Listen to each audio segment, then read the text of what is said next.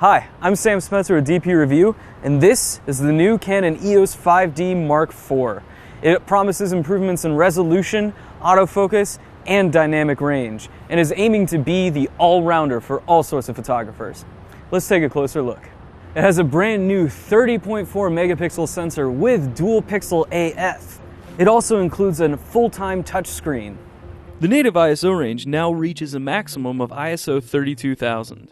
Canon suggests the new sensor will bring an improvement in raw dynamic range, similar to what we've seen in the 80D and 1DX Mark II. The new sensor is also capable of DCI 4K 30p video capture. Combine that with the 80% area coverage of dual pixel autofocus and the full-time touchscreen, and the result is a camera as capable at video as it is stills.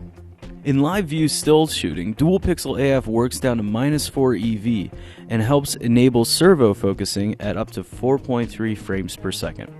There's also a clever face detection toggle implemented that makes relying on face detection in stills or video extremely easy. A new feature unique to the 5D4 is Dual Pixel RAW, which stores dual pixel data to allow for minimal adjustment of image properties in post, including focus. The 5D4 also brings improvements to the traditional autofocus system.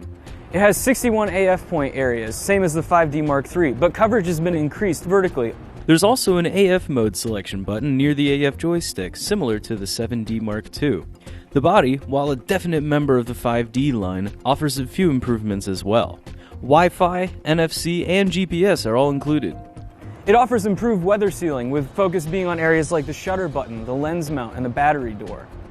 These are just some of the improvements that make this the most refined 5D yet.